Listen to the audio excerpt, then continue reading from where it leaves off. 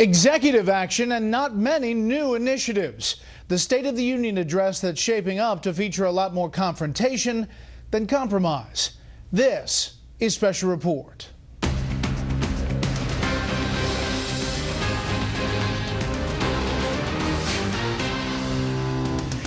Good evening, I'm Bret Baier. President of the United States, desperately trying to avoid the irrelevance of lame duck status, will tonight take another shot at outlining his second-term agenda and what he's willing to do to accomplish it. His critics, and there are more of them now than ever, are already charging that some of those tactics are unconstitutional. We have extensive coverage tonight of the State of the Union address. We begin, though, with Chief White House correspondent Ed Henry. Good evening, Ed. Good evening, Brett. Officials here push back by saying the president will make clear that he's still willing to work with Republicans on some issues. But as his time in office ticks away, he's not going to wait around when they block him. So his go-it-alone strategy got going today. Even before he was done with the finishing touches on tonight's speech, President Obama already started his end run around Congress. Pushing an executive order, raising the minimum wage for federal contract workers to $10.10 an hour, a move pushed aggressively by organized labor. When Congress doesn't act, the president won't hesitate to use his executive authorities to make sure that we expand opportunities for the middle class. Speaker John Boehner immediately lashed out, vowing to reporters, quote, "We have a constitution. We abide by it. If he tries to ignore it, he's going to run into a brick wall."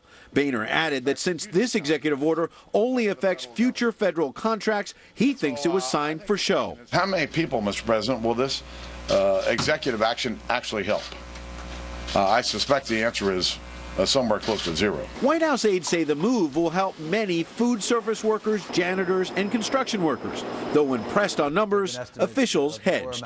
At the moment, we don't know how many people will be covered, but we know it'll be a substantial number of people. A far cry from last year's State of the Union, when the president was fresh off re-election and pushing Congress to pass new laws. He's decided, rather than to lead, to play small ball and to do things that he said himself you can't do in a system of separation of powers and under our constitutional system. The bottom line question for the president tonight will be whether he still has any juice to get anything beyond executive action, such as immigration reform, done, with even his allies now saying the botched healthcare rollout and other problems led to a lost year. 2013 was a lost year for the president.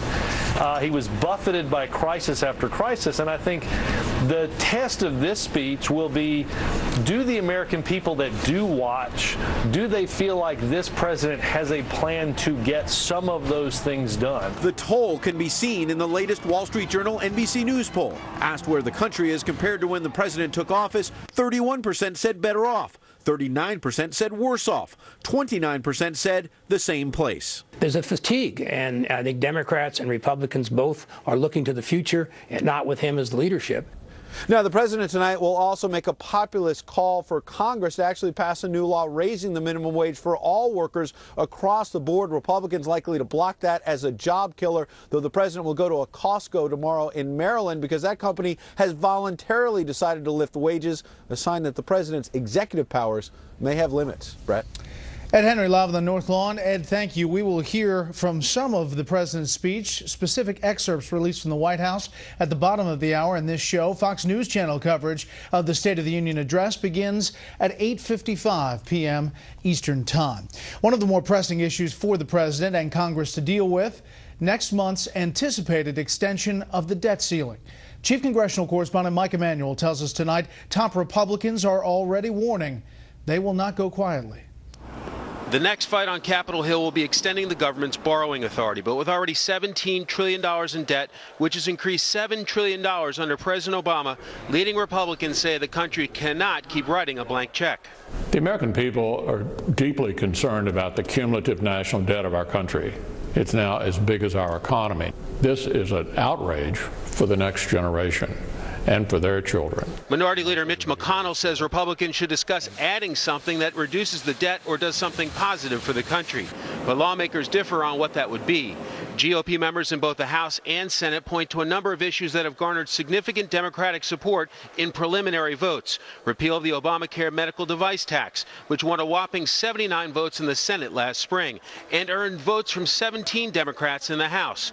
Others talk about pushing approval of the Keystone XL pipeline, which got 67 votes in the Senate, including 16 Democrats. Something that adds value for our country rather than just simply whipping out the credit card and doing nothing. There's also consideration of including a repeal of the bailout provisions of Obamacare that would make up for enrollees who are older and sicker than expected.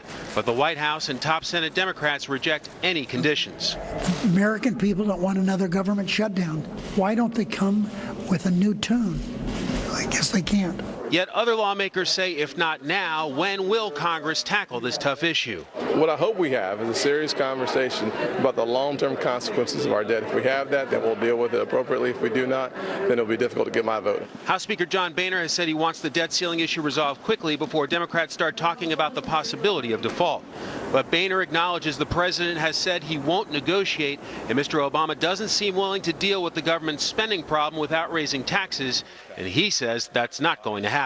The options available continue to be narrower in terms of how we address the issue of the debt ceiling, but I'm confident that we'll be able to find a way.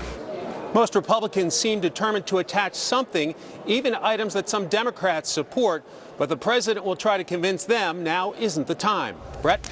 Mike Emanuel in Statuary Hall up on Capitol Hill. Mike, thank you. More concerns tonight over whether the federal government is headed for a bailout of the health insurance industry because of Obamacare misfires. Chief National Correspondent Jim Engel with a look at what was supposed to be the crowning achievement of this administration and what, at this point, was supposed to be a victory lap about the president's health care plan. In this, his fifth State of the Union speech. Republicans expect the president to tout his signature issue tonight, Obamacare, so they took some shots in advance, starting with early assurances that healthcare.gov was secure when it opened for enrollment. They were lying about the vulnerabilities on the day they went live on October 1st, and that they are still lying. I don't use the word lie without real forethought. Another argument has been raging for months about whether Obamacare is helping or hurting patients.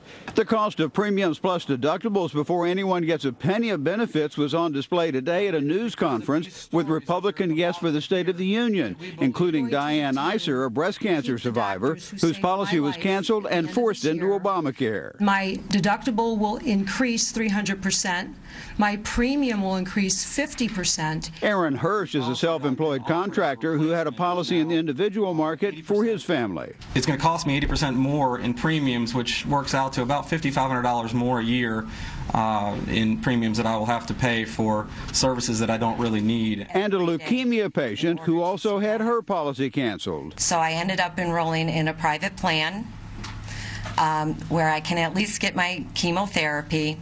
But, of course, I'm paying a higher price now as far as out-of-pocket costs. Yet another issue has Republicans riled up. If enough young people don't sign up, and they haven't yet, then the insurance companies could lose money and, under Obamacare, get bailed out by the government. You could have a systemic, industry-wide failure.